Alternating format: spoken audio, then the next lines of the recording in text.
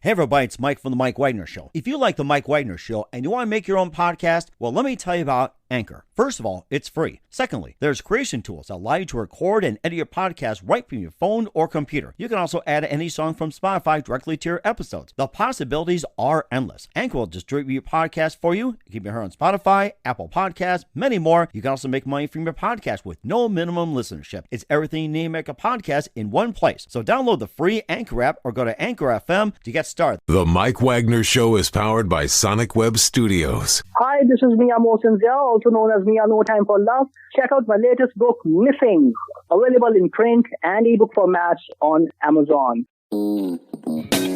It's now time for the Mike Wagner Show, powered by Sonic Web Studios and sponsored by international award-winning author Mia Mosinzia of Missing.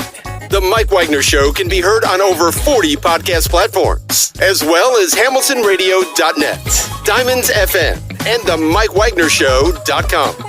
We can be heard in over 100 countries, featuring over 1,000 well-known and amazing guests throughout the globe. And named one of the top 100 global podcasts in the New York Weekly Times, Hollywood Entertainment News, Los Angeles Weekly Times, Apple, and Chartable.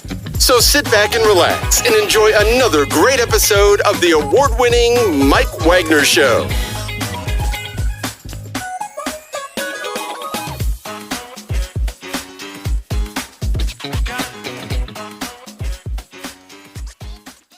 Hey everybody, it's Mike from The Mike Wagner Show, powered by Sonic Web Studios. Visit online at sonicwebstudios.com for all your needs. Looking at a professional website without breaking your budget, Sonic Web Studios is the answer. Sonic Web Studios offers fast, affordable custom web designs that blow the competition away. Call today, 1-800-303-3960. That's 1-800-303-3960. Or email to support@sonicwebstudios.com. Mention The Mike Wagner Show, get 20% off your first project. Sonic Web Studios, take your image to the next level. Also, time to give official shout out to our official sponsor of The Mike Wagner Show, international warring author Mia Mosinzia. If you love fast-paced mysteries, you'll love Missing by Mia Mosinzia, available on Amazon in paperback and ebook. Missing is fast-paced and intriguing with an unforgettable twist. Takes place in 4 countries, 2 strangers, 1 target, where truth is illusion and those you love will be the first go missing. It's available on Amazon in paperback and ebook. Missing by Mia Mosinzia has garnered great reviews and even loved and enjoyed by Howard celebrities, including Joanna Cassidy, Forbes Riley, and many others. So grab your copy today for Goes Missing by Mia Mosinzia, available on Amazon. Also, check out The Mike Wagner Show at themikewagnershow.com and over 40 podcast platforms and in heard over 100 countries, including Facebook, SoundCloud, Spreaker, Spotify, and iHeartRadio. Also, Anchor FM, iTunes, Google Play, Amazon, Audible, Apple Music. Now heard on HamiltonRadio.net. Oldies FM, Diamonds FM, and soon-to-be networks coming near you. Take The Mike Wagner Show on any mobile device. Subscribe to The Mike Wagner Show on the YouTube channel. Follow The Mike Wagner Show on Instagram and Twitter today. And for great gift ideas, go to Amazon.com and check out The Mike Wagner Show podcast. T-shirts, pop sockets, throw pillows, tote bags, hoodies, baseball gear, and more. Makes great gifts 24/7. Go to Amazon.com and check out The Mike Wagner Show podcast. And for more great gift ideas, go to Amazon.com/Mia Mosinzia for great books like Missing, Once, and Wrinkles. Also T-shirts, pop sockets, and phone cases, and more. Amazon.com /Mia Mosinzia. Check it out today. Also support The Mike Wagner Show on Anchor FM, PayPal, themikewagnershow.com, and you can buy me a coffee at buymeacoffee.com for The Mike Wagner Show. Make sure you do so today.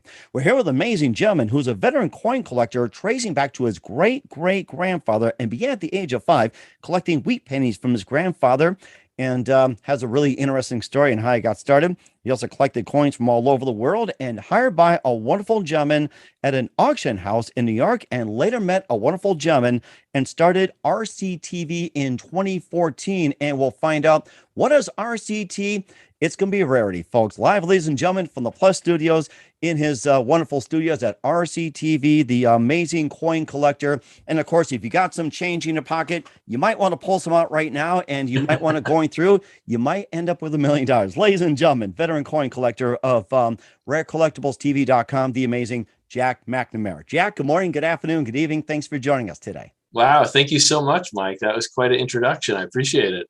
Well, no problem. In fact, I was going through some of my pockets as well too. It's like I think somebody's stealing my coins. And so, for those of you out there right now who are watching or listening to this, you might want to pull out what you have in your pockets. Maybe get your coin jar. This gentleman here will talk about what coins are rare, what you can find, and everything else. He's been a veteran coin collector for a number of years, tracing back to his great-great-grandfather, and began at the age of 5 collecting wheat pennies from his grandfather. He also collects coins from all over the world, and he was hired by Larry Stack of Stack's auction house in New York, and later met Rick Tomasaka and started RCTV, which is rarecollectiblestv.com. And it's a very unique coin network TV, and gives you all the nuts and bolts about that, a little bit of dollars and cents. And before getting all that, Jack, tell us how I first got started. So how I got started?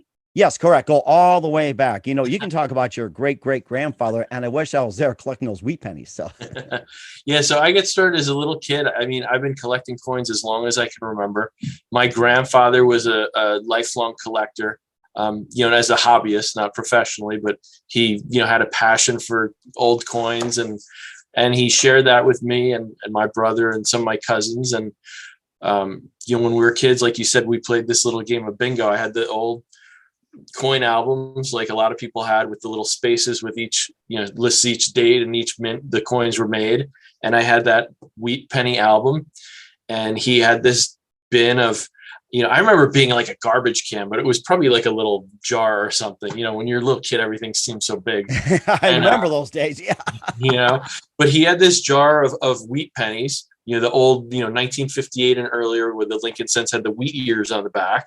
Mm-hmm. And he would go in there and he'd pull out the coins and he'd read off the date, 1943, P, or 1929, whatever. And we'd put it in our book. Say, oh, I need that one. And we put it in our book. And that's how we started kind of building this collection. And then from there, we had other books where we'd go through my mom's change and look for, nickels and dimes and whatever different coins. And, eventually get my parents to go to the bank and can you go get a couple rolls of, quarters or $half. I remember those days. Yes. And it was always a lot of fun. And I always looked forward to, birthdays and Christmas and things where my grandfather would maybe pick out something, that I wasn't ever going to find in change, some old silver coin from the 1800s or an odd denomination. They actually made, in the 1800s, they made 2-cent pieces and 3-cent pieces and things. Yeah. And so I'd always be excited. My grandfather would, pick out something really unusual that I wouldn't have seen. And, by the time I was in my, 10, 12 years old, we'd go to the local coin store. And when I was old enough, I'd ride my bike down there and I'd mow lawns and get a little money and, look through things. And just, it was always just something fun, but especially kind of a connection with my grandfather too, though. And, I didn't realize it in school. History wasn't necessarily my favorite subject, but as I got older and more interested, I've learned so much about history because I then get interested in these old coins. I've learned a lot about, the revolution and colonial times and the Civil War, just kind of by what was going on with the coins. Like I said, there's a 2-cent piece. They started making a 2-cent piece in 1864. And, that was during the Civil War.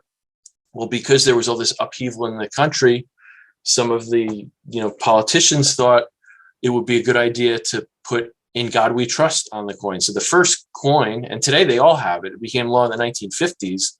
But the first time they put "In God We Trust" on coin was a 2-cent piece in 1864. Wow. And then they added it to all the coins in the next few years, but it wasn't mandated. So there were some coins afterwards where they didn't have it. But I learned that through coins. Like, you start to learn about, the Civil War, there's all these things. Oh, what were kind of individual people thinking? Like, people were starting to really, look more to religion and to spirituality to help heal, because all this pain the country was going through. Mm-hmm. Things like this that I learned as a kid through collecting coins. That's interesting. In God and trust, we can afford this. So right. So it kind of expanded though from there. I, during college, was busy with other things, high school, but it was always kind of this interest I had, even if it wasn't like my focus. And then after college, I had some other jobs, and I worked for Prudential, I worked for Equitable, I did some other things, but I always enjoyed this hobby. And I thought, I got to figure out how to make this my profession, because I was bored with my jobs, and they were just jobs. It wasn't really a career. And this was something I was doing anyway. I'm up at night reading books about coins and magazines about coins and researching and, going to coin shows and things.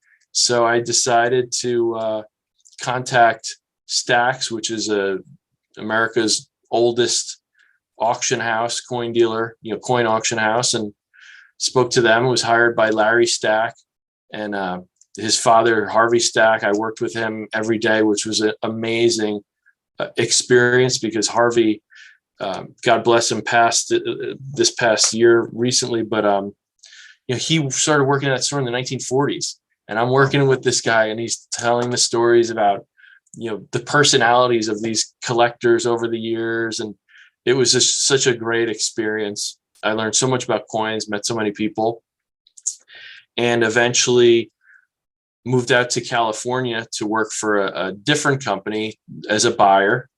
And that's where I met Rick Tamaska, who is one of my partners. And then I have another partner, Greg Thomas, met them out here, and we formed Rare Collectibles TV in 2014. And it was such a great kind of marriage of skills. Rick is another coin expert who's written a lot of books, especially on Franklin half dollars, Kennedy half dollars, proof coins, which I can talk more about later, but proof coins are coins specially made for collectors.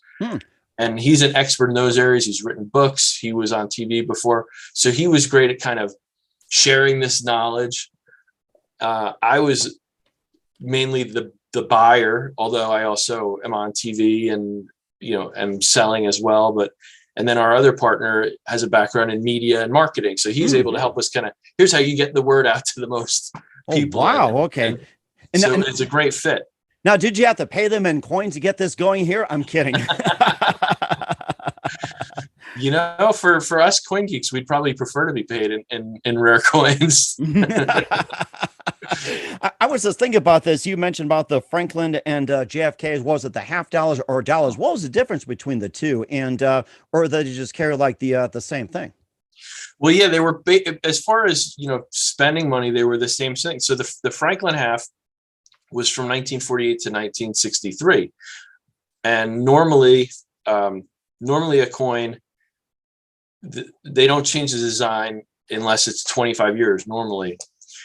And when Kennedy was assassinated, they wanted to do something to honor him. And, it was such a huge event. I wasn't born yet, but everyone I know who's a little older than me remembers exactly where they were. It was such a, life-altering event for the country. So they wanted to honor, and remember Kennedy, and they wanted to put him on a coin. So they actually went to Jackie, and they originally wanted to put Kennedy on the quarter. Oh. But it was Jackie Kennedy who said, you can't take Washington off the quarter. He's too important. So then they opted to replace Franklin, even though they probably would have, the Franklin half series probably would have continued a little bit longer, but they opted to put Kennedy on the half dollar because they didn't want to replace Washington. I guess they felt it was a little easier to replace Franklin, even though he's clearly one of the most important founding fathers as well.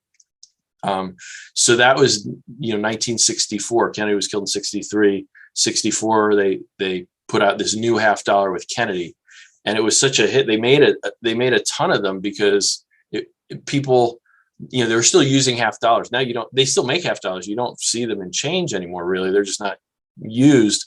But back then they were still used, and they were struggling to have enough to circulate because everybody who got them would keep them, and they wouldn't spend them because they wanted it as a memento. Just like the $2 bill. Nobody wants to spend it. You're right. So right. Yeah. The $2 bill, they still make them, but you don't really see them. So the Kennedy was also, what happened was, because the price of silver was going up, 1964 was the last year that our coins were silver. Before that, we had 90% silver in the halves and the dimes and the quarters. I mean, the penny was always copper or some alloy of copper, the nickel is called a nickel because it's made of nickel, but the other coins were actually silver back then. 64 was the last year of silver coinage because the price of silver was going up. But for Kennedy, they wanted to kind of keep it special because of this, recent, horrible event. So they actually kept the Kennedy half dollar with 40% silver up until 1970. So that's the only one that after 1964 did have some silver in it for a little while. Mm-hmm. And if someone were to sell the Kennedy half dollar, like with the price of silver, it was up at one point, and from what I understand, it's been kind of down. It's up and down like gold and everything else. How much would the Kennedy go for today, by your estimation? If it's just a worn, beat up one, just for the silver value alone, it's probably, I could tell you exactly what it is today. It's the silver value alone right now in a Kennedy half is about $8 of silver. Not bad. But most of the ones we deal in are, high grade or different. So they're going to cost more than the silver. But if you had an old one, in a jar laying around, it's going to be worth at least that just for the silver value alone. Mm-hmm. And how about the Franklin half dollar? How much would that go for today? Franklin would be the same thing. Again, okay. I'm not talking about numismatic, rare dates or high, finest known condition. They can be, there's been Franklin halves and Kennedy halves where the right one has been, over $100,000. That's very unusual. There's only been one or two of each of those series that to be in that kind of echelon, but at the very least, they're about $8. We have many that we've sell for thousands of dollars. Again, you're talking about the rarity of it. It's something that is unique because there's very few in that level of preservation, or for a particular date, especially. And what's the most rarest coin or the most unusual that you ever encountered? There's so many interesting ones. We've had some really cool. One of my favorites that, and we actually sold one of these about a year ago. So there's a whole story in the turn of the century. We call this era in the beginning of the 20th century, the Renaissance of American coinage. Roosevelt became president, and he thought our coins were ugly. He actually wrote a letter to the Secretary of Treasury, and he said that our coins are of atrocious hideousness. That's Roosevelt's words that he used in this letter. And he said, can we get someone like Augustus St. Gaudens, who was kind of the most renowned artist of the day, to redesign our coins? And they actually did. St. Gaudens kind of begrudgingly agreed to do it. He had some run-ins with the mint in the past where he made a medal for them, and then they changed it on him, and he was angry. So he didn't want to do it, but Roosevelt, and him were close, and he convinced him. So the first coins they worked on were the gold coins, the largest coins. They were, because back then, they used gold in our coins too, let alone today. We don't even have silver. It's all copper nickel. Back before 1933, our coins actually, $20 gold coins were, used. So they started with these largest coins, the $20 coins, and St. Gaudens was up there in age. He was actually, dying of cancer during the period. So, if he was healthy, he probably would have redesigned all of the coins. They had to get other people to do the other coins, but he did the $20 and the $10. And the $20 coin that he designed, we call it the St. Gaudens double eagle, which is, and a double eagle is a $20 coin. It doesn't have two eagles. It's because the biggest coin originally was the $10 coin. We call it an eagle. So $20 coin they call double eagle. So St. Gaudens works with Roosevelt. They decide to look at these ancient Greek coins that were done in what they call high relief. So the design is really raised from the coin. It's really a sculpture. It's really a work of art. And, they're looking at this as an artwork, which it is, but, they have to make enough to actually use for circulation, for banking. So they're making this work of art. And the very first ones that they made were what they call ultra high relief. So the design, there's this woman, Miss Liberty, Lady Liberty on the coin, and she's striding towards the viewer. And it's such a beautiful coin because you have this Lady Liberty with these flowing gowns. She's holding a torch in front of her, which represents enlightenment.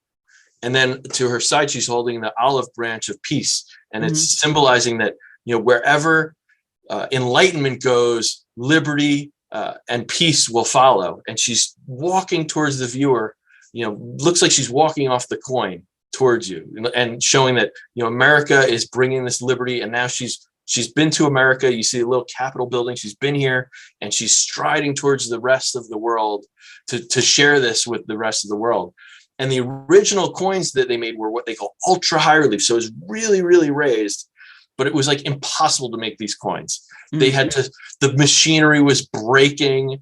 They wouldn't stack. So the very first ones in this ultra high relief format, there's only about, I think, 16 made. So wow. So extremely, extremely rare. Now, this is the kind of thing you'd find in the Smithsonian. We had one that we sold to a client of ours for, low seven figures. That's one of the most famous coins in numismatics, and the St. Gaudens. I mean, that's because it's one of those earliest, most, ultra high relief ones, extremely rare. They also they lowered it a little then, and they made a high relief that's circulated. That's also a low mintage coin, but still, you're talking, I think, 12,000 or so. It's available. There's a lot of collectors who like those, and that's depending on the condition. They can start at $15,000 or $20,000 and up. But then they lowered it all the way because they were still too hard to make. The machines are break. The bankers are complaining because they won't stack. So then they lowered the relief to what then was the kind of final design. They used it from 1907 to 1933 when we stopped using gold. And that's probably the most popular, most popular gold coin, I'd say, widely considered the most beautiful gold coin. And some of those coins we have they start at maybe $3,000 to $5,000, and you can get a beautiful, beautiful, beautiful gold coin with so much history to it. And just, it really is a work of art, and it's about an ounce of gold. So that's a very popular thing. But one of my favorites was that ultra high relief coin, because this is really the way Roosevelt and St. Gaudens envisioned this. They were looking at it as a work of art, not just some functional, thing to trade. So that's probably my favorite one that we've had here. It's just such an incredible coin.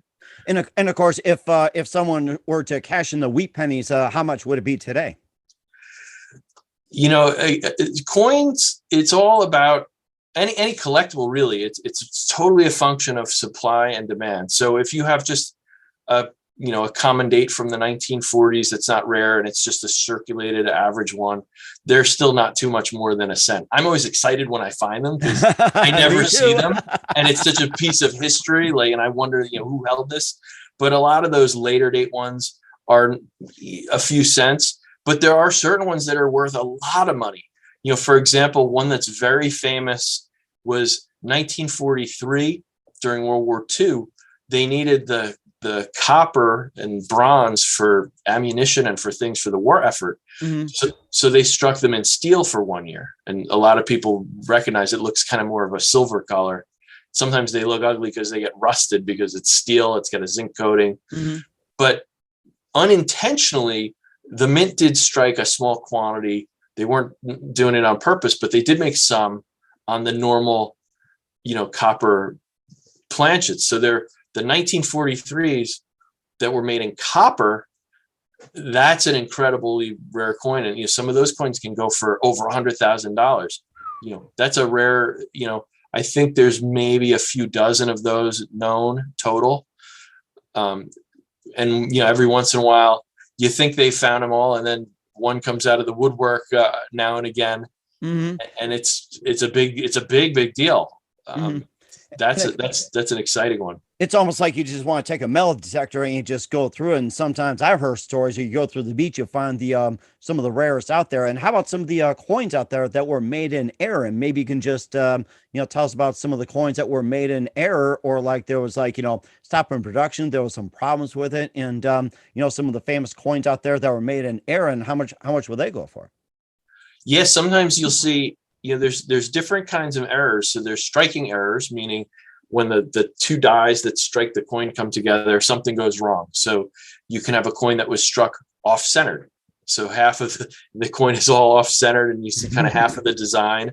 You can see coins that were struck multiple times. So the coin, when it went through the machinery, it didn't eject properly. So it got struck, 2, 3, 5, times because it was stuck in the machine.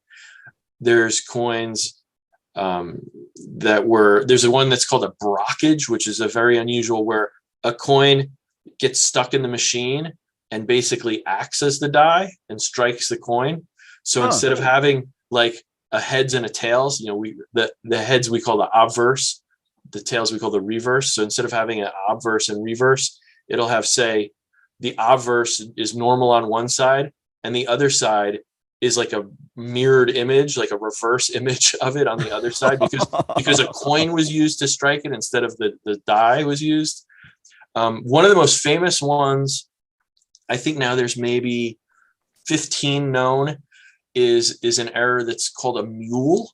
And what a mule is where an obverse and a reverse of two different coins are paired together. Oh, wow. So this happened with the Sacagawea dollar, which is, the golden color dollar that we use, has Sacagawea on the obverse, has the eagle on the reverse.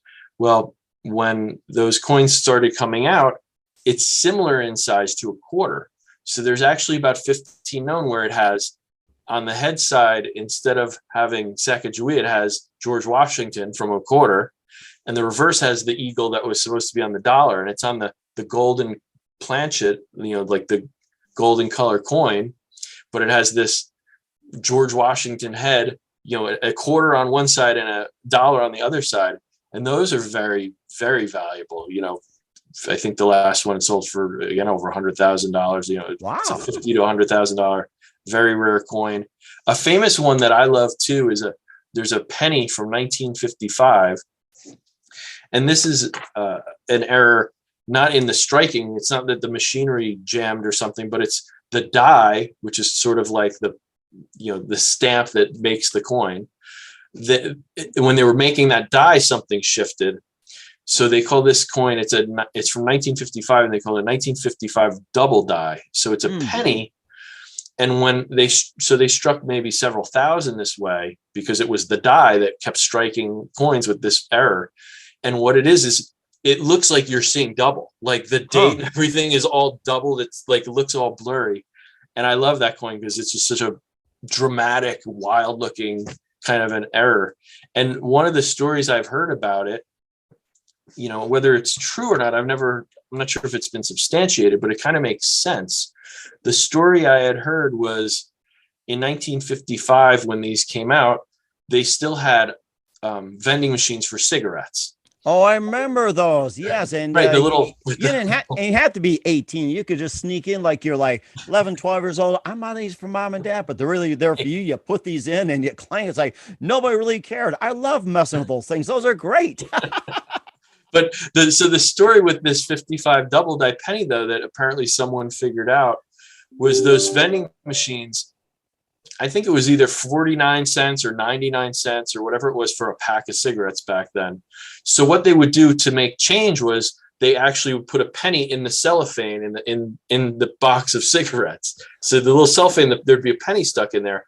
And I guess somehow a batch of these error 1955 double die pennies ended up in Massachusetts or in New England, and somehow ended up being the pennies that went into these cigarette packs. And guys who were coin collectors realized this, and they'd go and start buying these packs of cigarettes to try and find the pennies with this rare error coin. Oh my gosh. So it's funny how these things get out and all these crazy stories that kind of go along with them. Mm-hmm. And of course, we'll share more of those crazy stories, and also the most famous $1 million coin, and also being featured on a Rare Collectibles TV with Jack McNamara. We'll talk about just a minute. But first, listen to the Mike Wagner Show at the MikeWagnerShow.com, powered by Sonic Web Studios. Visit online at SonicWebStudios.com for all your needs. Look at a professional website without breaking your budget. Sonic Web Studios is the answer. Sonic Web Studios offers fast, affordable custom web designs that blow the competition away. Call today, 1-800-303-3960. That's 1-800-303-3960. Or email to support@sonicwebstudios.com. Mention Mike Wagner Show. Get 20% off your first project. Sonic Web Studios. Take your image to the next level. Also, time to our Give our official shout out to our official sponsor of the Mike Wagner Show, international warring author Mia Molson-Zia. If you love fast-paced mysteries, you'll love Missing by Mia Molson-Zia, available on Amazon in paperback and ebook. Missing is fast-paced and intriguing with an unforgettable twist. Takes place in 4 countries, 2 strangers, 1 target, where truth is an illusion and those you love will be the first go missing. It's available on Amazon in paperback and ebook. Missing by Mia Molson-Zia has garnered great reviews and even loved and endorsed by Howard celebrities, including Joanna Cassie, Forbes Riley, and many others. So grab your copy today for it goes Missing by Mia Molson-Zia. Available on Amazon. Also, check out the Mike Wagner Show at themikewagnershow.com and over 40 podcast platforms. Also on hamiltonradio.net, Diamonds FM, and Oldies Radio, and a few others coming soon near you. Take the Mike Wagner Show with your mobile device. Subscribe to the Mike Wagner Show on the YouTube channel. Follow the Mike Wagner Show on Instagram and Twitter today. And for great gift ideas, go to Amazon.com and check out the Mike Wagner Show podcast. And for more great gift ideas, go to Amazon.com/Mia Molson-Zia for great books, merchandise, and more. Amazon.com/Mia Molson-Zia. Check it out today. Also support the Mike Wagner Show on Anchor FM, PayPal, themikewagnershow.com. You can buy me a coffee at buymeacoffee.com for the Mike Wagner Show. Make sure you do so today. We're here with veteran coin collector Jack McNamara here on the Mike Wagner Show, and it's worth every penny and every dime, literally, just to listen to this guy. And well, speaking of just rare stories, you happen to find a $1 million coin, and just tell us about that. Well, we're talking about the ultra high relief I just spoke about, or I think it was 1894 S Barber dime or something. Oh yeah, no, yeah, I didn't exactly find it, but that was a big moment in my career when I was newly working at Stax. It was a lot of fun for me because today, for higher end coins, they're all certified by these third-party companies. There's a company, PCGS, and a company, NGC. They don't buy or sell coins. They put them in a holder that's tamper-proof, so you can't switch it. And basically, it has the little certificate of authenticity in there that tells you it's genuine, and it tells you the condition of the coin. So this was a coin that was from an old-time collection that was sent to Stax to be auctioned. It wasn't certified by one of these companies, so they wanted to send it to be certified. And I was kind of a newbie there, I was a little green and easily excited. And I knew what this coin was because I was collecting since I was a little kid, and I was looking, reading books about coins, and so I knew what this coin was. So a friend of mine there at Stax hands me an envelope. And I don't even realize this coin is in the building or anything. And he says, "Oh, here, I need you to take this out of this old holder because we're going to send it to the grading service to grade it." And okay, no problem. And I pull out this envelope with this holder, and I'm like, it's like the Holy Grail, like in Raiders of the Lost Ark, like yes, the lights. That's right. Yeah, like that. I was thinking of Monty Python and the Holy Grail, like and you're like, surprise. right. But it was so exciting for me to have this coin in my hands. And again, today these coins are all in these holders that you can't, that you literally would have to break it to get the coin out because that's how they guarantee the authenticity, that it's in this tamper-proof. But this coin, I'm taking it out of this old holder. I'm holding it in my bare hands, like this. Yeah. Like, and it's very, as a coin collector, that's a good thing to tell your, new collectors too, is when you hold a coin, you always hold it by the edges. Like, I don't know if you can even see, like if I hold a coin, you hold it like this way. You don't want to put your fingerprints all on the coin like this. Exactly. You don't want to drop it either too. So guys, if you have some coins right now, make sure you pick it up, and we encourage you guys to take any pocket change out of here too, and you can also show it as well too. And that's a really good point too. You don't have fingerprints and messing things up, and I remember that too. You always hold by the edges. And also, when you talked about the tamper-proof, packaging and everything else, what is that tamper-proof made of?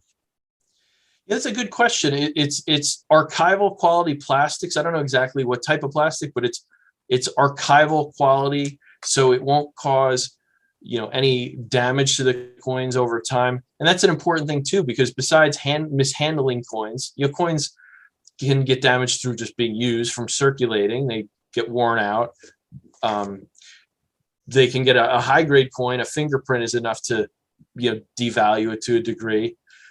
But certain coins, depending on the metal, are kind of volatile metals.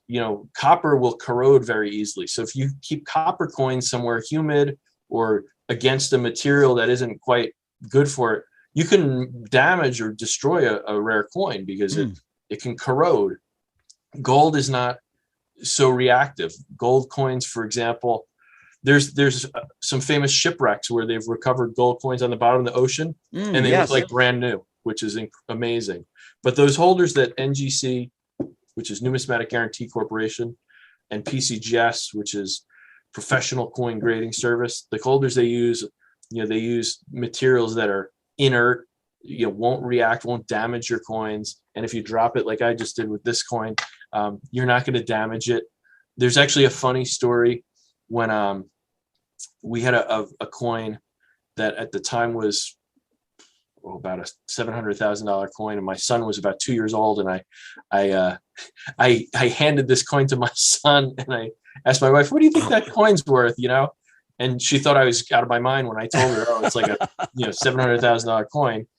But that's how much I trust these holders. It was in an NGC holder, and I knew that if he dropped it or, like you said, chomped on it, it wasn't going to damage that coin in any way. That's actually a coin that eventually, it's funny, things come full circle. That's actually the coin that eventually we sold for a little over $1 million. But I had handled that coin when I was still at Stax. That was before Rare Collectibles TV. So, but today, Rare Collectibles TV, we've handled a couple of 7-figure coins, quite a few 6-figure coins, but a lot of people, tons of collectors, we have a lot of collectors of all, I don't want people to think, don't call Rare Collectibles TV unless you have $1 million. We sell tons of coins for, just a few $100s, few $1,000s, every kind of category, every kind of collector. Everybody starts, somewhere, and not everybody has $1 million. I don't to buy a coin for my personal collection. And of course, I'm waiting for my wooden nickel so I can put my big teeth into it and make sure it's good too. Just like Underdog back in the day, make sure the nickels are good. Bless you, sure. Like that, you just put a chomp on it and make sure the coin is good. So. Right. But speaking of the coins as well too, like you started, you and Rick started RCTV or RareCollectiblesTV.com, and tell us about the beginnings of it and the evolution of it. And what was it like for you to start a network like that when you have coins and everything else? And of course, how often do you see a coin network that's exclusive devoted to coins? I mean, that's a really unique product you guys got out there. Right. Yeah. And it's a lot of fun. I mean, but the beginning was kind of me and Rick Tamaska and our other partner, Greg. And we're, in the beginning, I'm filming shows for TV, and then I'm answering phones and ordering, coins from suppliers and looking for coins and, kind of, taping boxes shut and you're doing everything. And, we've grown it over the last 7 years. So Rare Collectibles TV, and we now have over 100 employees. We've built it from initially just being on TV to now having a website.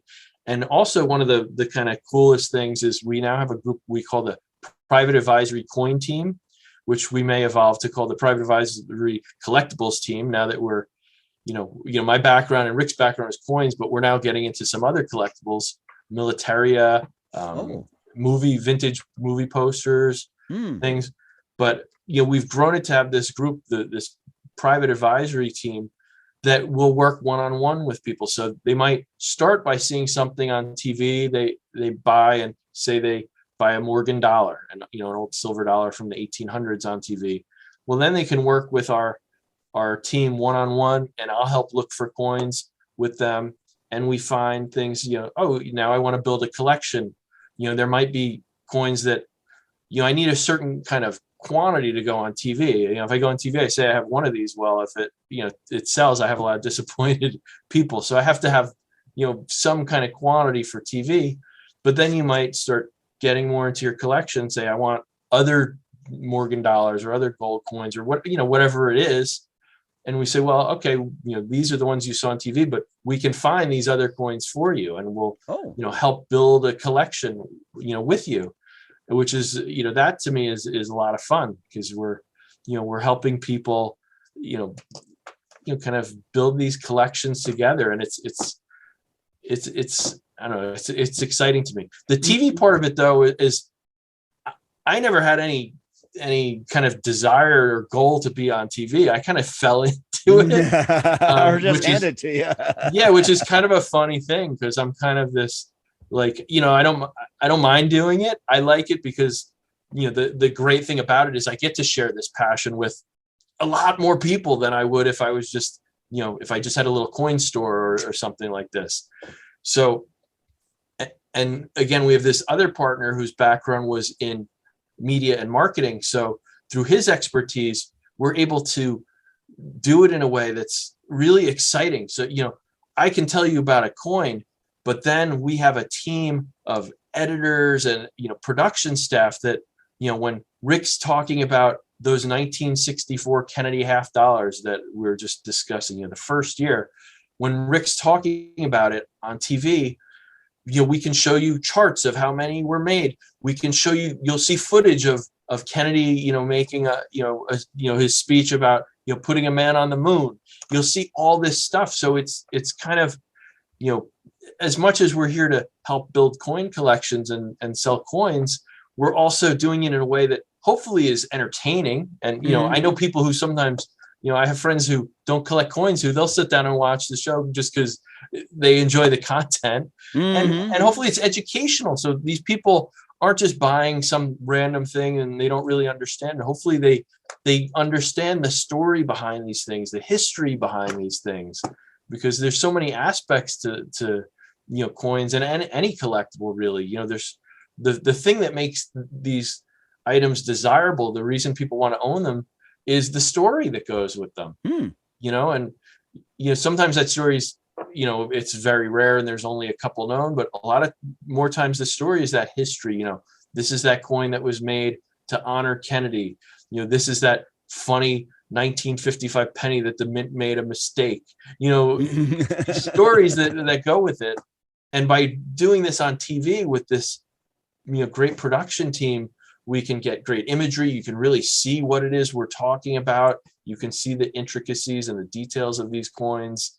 And it's such a kind of great way to kind of spread the word about this hobby that's been so much fun for me. So, it's exciting too that Rare Collectibles TV, as much as my background is coins, I feel like most collectors have this kind of collecting gene or collecting bug. Like almost every coin collector I know, they collect something else too. Like I collect football cards with my son. Oh, my favorites. Records. My gosh. Yes. I remember back in the days, you went and, you spent a penny, spent a nickel, spent a dime, spent a quarter, then like a $50, $1 or something. You got yourself a pack of cards with a free gum in it, and hopefully your favorite players in there, or like the rarest card of all. It's like there's always a joy in that. I remember that. Right. So I'm enjoying that with my son today, and I collect records, and most people who collect stuff collect all kinds of things. So like I said, we started recently getting into militaria. We have a great expert here named Peter Carlin, who's been a appraiser and expert in militaria for a long time, that now has joined our team. He's a good friend, and he, so we have all these antique, guns from the Civil War and helmets and swords. And flags are very popular. The old flags, gosh, yes, 48 stars or 46 stars. So that's a lot of fun, and the connection with coins is very, so many people say, I collect coins from this era. I'd like to get a flag from that era, or like I said, we're doing movie posters, but there's also some of these political posters, those like Uncle Sam, I want you for the army, posters and things that I get so excited when some of these different hobbies kind of intersect together. It's just exciting for me. And by the way, do you still have that Honus Wagner baseball card from that tobacco company still? I mean, be honest. I'll if you don't, I'll sell it for Babe Ruth. I wish. Yeah, the T206. That's the holy grail of baseball cards. Those are. I wish I had one of those. Oh my gosh! Every time I think about that Honus Wagner baseball card, I want to say to my grandfather, great grandfather, how come you didn't get me this earlier? So, right. And what else do you plan on featuring on in terms of collectibles as well? Too, you got into militia, you also got into trading cards, and everything else. What are some of the other plans you plan on getting to in terms of collectibles? We'll see. Like I said, we started with Militaria. We're just starting with vintage movie posters. We have some really, that's a lot of fun. We have a lot of, kind of popular areas, Star Wars, James Bond. Oh, nice. We have a very rare Casablanca poster, original poster from Casablanca. Wow. That's probably the most rare, valuable one we have at the moment. But we have all kinds of different areas. We're starting to do some more of the also concert posters. We actually recently bought a poster of the Beatles' last concert at Candlestick Park. Oh my goodness. Wow. Which is a big deal. So beyond that, I could see us doing sports. We have some cool sports memorabilia on the walls, but we don't really deal in it yet, but I could see us going there. It's hard to say. Certainly art we're going to do. I could see us doing jewelry. Watches are a popular area. Collectibles in general have been really, really popular in the last couple of years. It's like anything, things come and go in their popularity. Coins has kind of always been there. Sometimes it's more popular than other times, but the last few years, and I think a lot of it was just with COVID, people were indoors and couldn't do a lot of things. So they started looking at these hobbies, and collecting is something you can do at home today. Yes, that's right. Because Rare Collectibles TV, you can buy a collectible on TV. You can buy it on our website. You can buy it on the phone.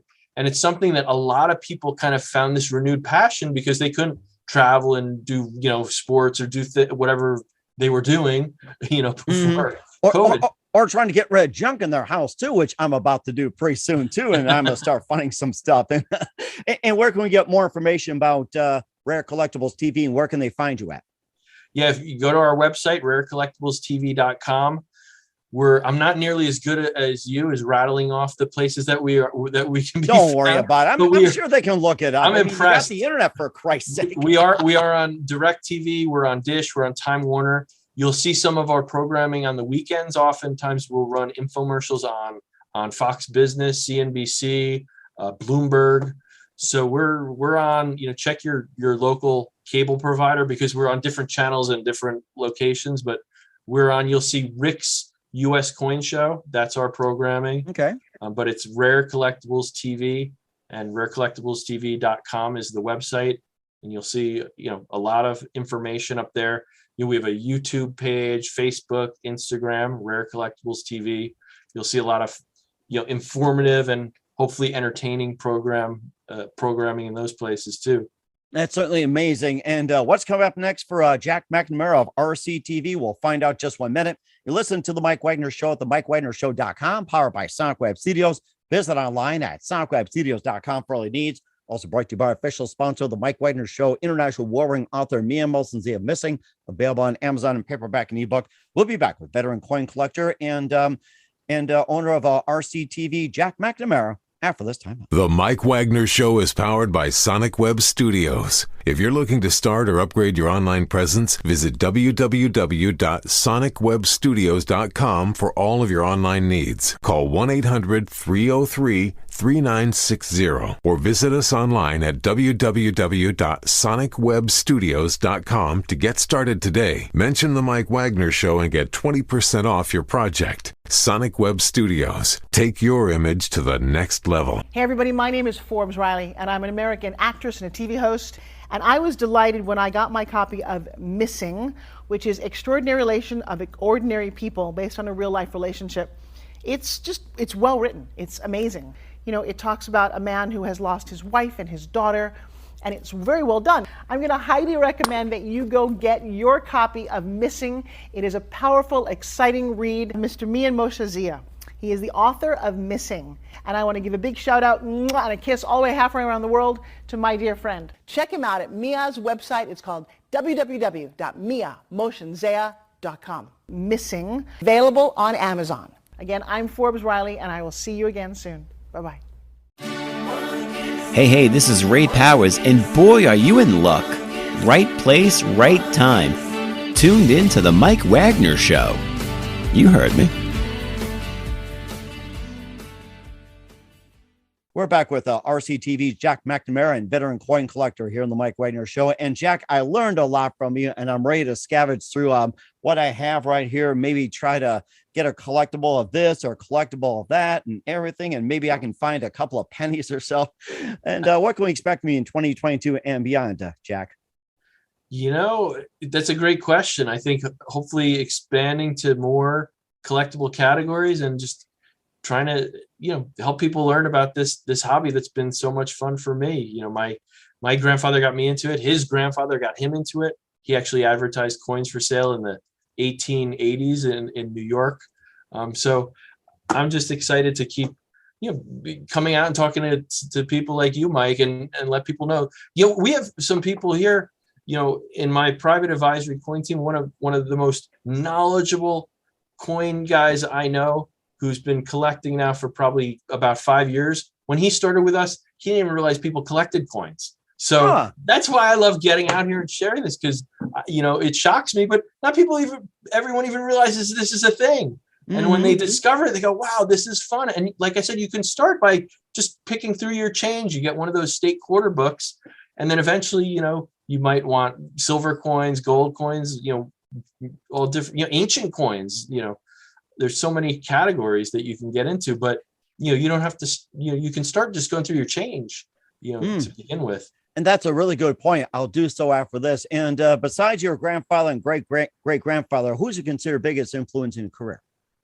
My career, probably my partners, Rick Tamaska, Greg Thomas, actually the Stacks family. Harvey Stack was a great mentor and friend. His son, Larry Stack, those guys were really important in my career. But I'd say in the world of coins, besides my parents, who aren't as into coins as me, but have always been incredibly supportive and great mentors as well. But in business and I would say Rick Tamaska and Greg Thomas. That's certainly amazing too. And what's the best advice you can give to anybody at this point?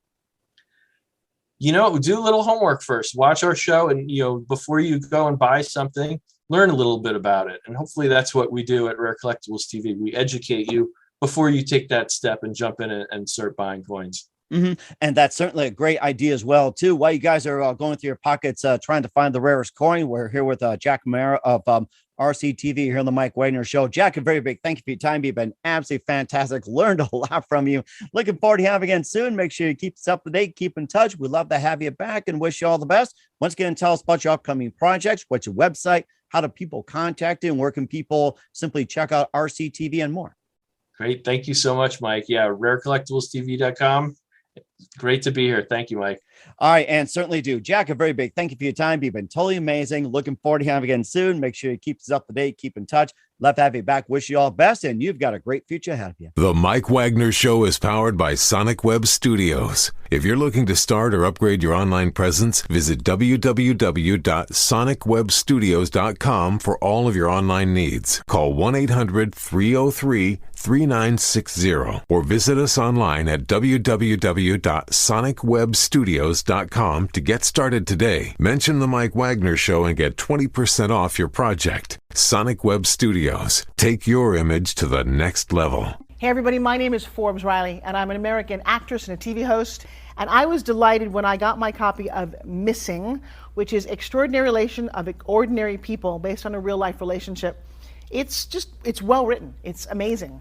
It talks about a man who has lost his wife and his daughter, and it's very well done. I'm going to highly recommend that you go get your copy of Missing. It is a powerful, exciting read. Mr. Mian Moshe Zia. He is the author of Missing. And I want to give a big shout out and a kiss all the way halfway around the world to my dear friend. Check him out at Mia's website. It's called www.miamotionsea.com. Missing, available on Amazon. Again, I'm Forbes Riley, and I will see you again soon. Bye-bye.